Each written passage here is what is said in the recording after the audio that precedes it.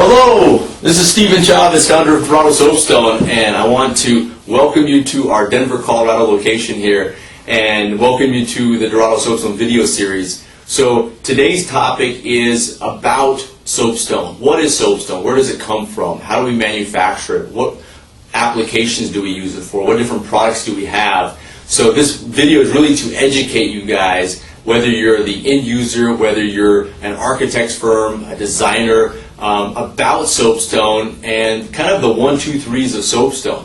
So I'm going to be using my laptop here. Several of these slides will actually put up on the screen for you guys to see. So yeah, let's get started. So our company is Dorado Soapstone. We were founded in 2001 by myself and my business partner here in Colorado. A lot of people ask us, well, what is soapstone? And kind of my response to them is to use granite or marble as an example. It is what marble is to granite. It's a different type of natural stone in the stone industry. So we have granites, we have marbles, we have travertines, and we have soapstones. The technical term for soapstone is steatite, S-T-E-A-T-I-T-E. You can go to Google and just Google steatite, and it'll give you the mineral composition of steatite and what it's made up of. Most of our soapstones come from Brazil. They're naturally quarried, just like a marble quarry or a travertine or a granite quarry is. We do have soapstone in India, and the most exciting for us right now is the soapstone quarries in the United States and Canada. So now we're able to produce a green-friendly soapstone out of the United States here, and Canada. So those two quarries are very exciting for us.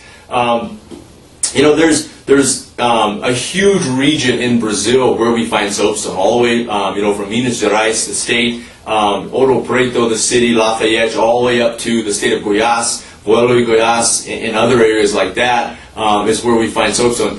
It's probably a 1,400 kilometer region where we actually find these soapstone quarries.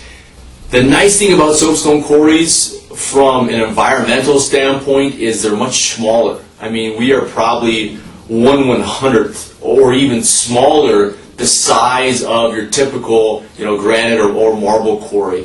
A lot of people nowadays are concerned about the impact that quarrying or mining stone has on the environment.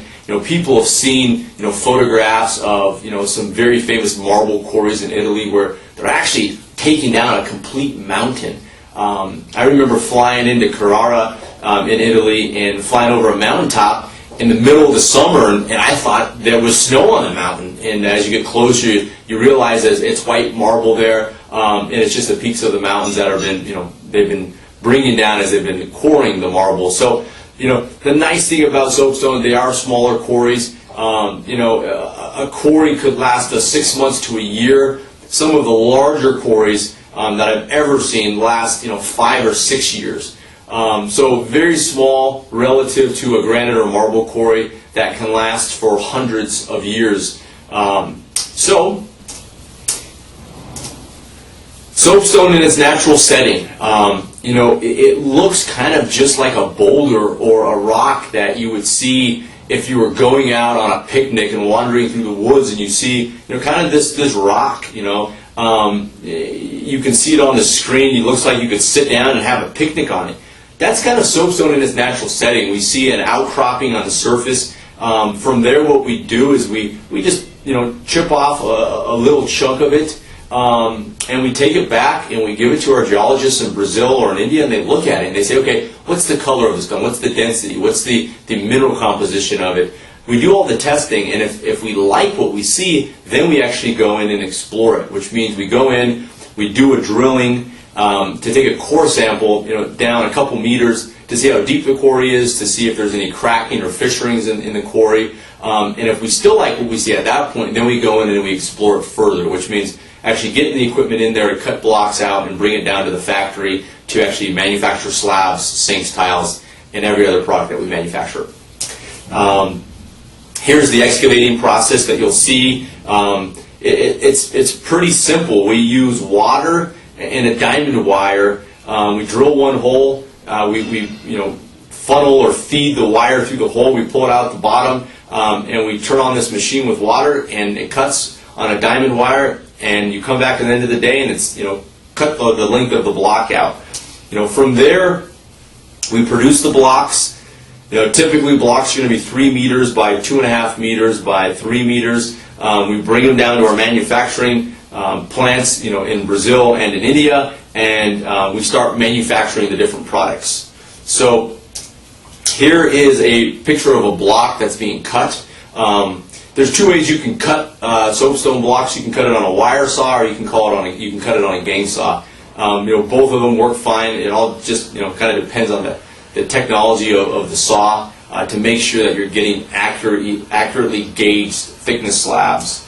From there, here you'll see a couple different pictures. One on the left, where we're cutting smaller blocks up for tiles or for sinks. On the right, we're actually polishing the stone, bringing it to about a 220 to 320 grit honed surface. From there, we package the slabs up in bundles. Typically, we put 6 or 7 slabs into a bundle. Excuse me. Similar to what granite or marble does. From there, we pack the container and we export it to the United States, Canada, wherever it's shipping to. Some of the other products that we produce sinks in Brazil and in the United States, any size, any shape. Custom fabricated or solid blocks out of one piece. We do vessel sinks for bathrooms, again out of one piece. Here's a few sinks that we fabricated here in the United States. You can pretty much use any type of sink you can imagine with soapstone. Here's a couple pictures of some beaten copper sinks with soapstone countertops. Our next product line is our accessories or cookware through the Soapstone brand. We offer different cooking products, griddles, barbecues, pots and pans to cook with soapstone. And if you want more information on that, just give us a call, contact us, and we'll give you much more information about the cooking line. We use it for floors, using tiles on the floors. You can see here that their stairs, their treads, and their risers are out of soapstone. Here we have a fireplace that we built out of soapstone. We use it a lot in commercial settings, hotels, restaurants, bars, places like that. We use it. Also in private residence. Here's a photograph of a private wine cellar. I think this was actually in Steamboat Springs, Colorado. A lot of kitchens and baths. You can see photos here of what we do. And finally, basement bars, other applications like that. So pretty much anywhere you will use a marble, a granite, a travertine, a limestone, you can use soapstone. Some of the advantages of soapstone is it's non-porous, so you can spill any type of product on it, whether it's acids or alkalis from wines or lemon juice or anything like that, or Kool-Aid. None of this will actually penetrate soapstone. It's 100% naturally non-porous. It never needs to be sealed because of its natural characteristics being non-porous. So you never have to worry about staining it, never have to worry about etching it. So in bathrooms, it works fantastic because of all the chemicals typically in, deodorants, lipsticks, fingernail polish, all of these things. A lot of times people will notice with travertines and marbles and granites and things like that in bathrooms that it tends to stain or etch pretty easily because of these chemicals in the products. Soapstone, you don't have to worry about that. It will not stain. Other great aspects of soapstone is its heat retention properties. You can take soapstone and heat it up to 1,500 degrees Celsius. So very high heat retention aspect for soapstone. You can take a boiling pot of water right off your stovetop and put it on your soapstone countertops. It's not going to hurt it. So if your soapstone countertops are cool at room temperature, 70 degrees, and you take something out of the oven or off the cooktop and put it right on your slab, on your kitchen countertop, it's not going to hurt it. We've seen cases with other stones, especially slates, granites, and marbles, where we've actually seen full countertops crack from extreme heat changes. You go from room temperature to, let's say, 500 degrees boiling water right off the stovetop. We've seen slabs crack. So with soapstone, you don't have to worry about that at all. Some of the areas of soapstone you probably want to know about is traditionally soapstones are going to be a softer stone than a granite or marble. or some of the other quartz synthetic products that are out there. We have two different types of soapstones. Our traditional soapstones are softer, absolutely. You can scratch them. You take a key, or if you take a fork, you can actually scratch the surface of the soapstone. There is a very easy method to buff that scratch out, and then we go over that in our other video. But we also have the new generation of soapstones, which are much harder. These are going to be comparable to your marbles and granites in hardness. So understand there's two different types of soapstone. There are your softer, your traditional, your older soapstones, and then the new generation of soapstones that we've just discovered over the last 3 or 4 years, much harder soapstones, be less prone to scratches or anything like that.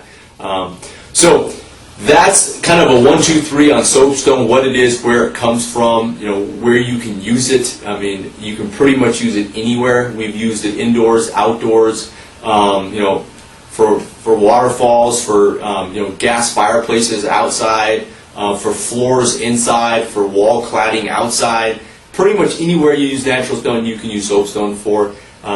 If you need any more information, we do have a full series of videos here. We have a video that goes over the hardness and softness of soapstone, and I think it's called that, hard versus soft soapstones. We have videos on our dry wax product. A lot of people don't know that you do not have to use mineral oil on your soapstone anymore. For years, people would use mineral oil to darken the stone. All the mineral oil does, it sits on the surface and it takes your soapstone from a natural blue-gray color, and it darkens it to kind of that lustrous dark green and even black colors. It's purely for aesthetics. It does nothing to seal the stone. It just enhances the color. The problem that we've seen with the mineral oil for some people is that you have to reapply it throughout the year. In the beginning, it's more intensive. You have to do it on a weekly basis. After 3 or 4 months, the amount that you have to apply actually goes down, so you're doing it maybe once or twice a month versus 4 times a month. And then after you get to kind of the 6 or 8 month point, the amount of oilings goes down to maybe once every couple months. But we do have a wax product which eliminates that completely. So if you want more information on that, we have a dry wax video. I think it's called dry wax or wax versus oil. Watch that. And many other videos out there. So thanks for tuning in. I hope you enjoyed what is soapstone, where does it come from. If you have any other questions, feel free to email us, info at doradosoapstone.com. We get all of those. We reply to all of them. We love your comments. We love your suggestions. We love the feedback we get from this. So please, utilize it. And you can also contact your local store.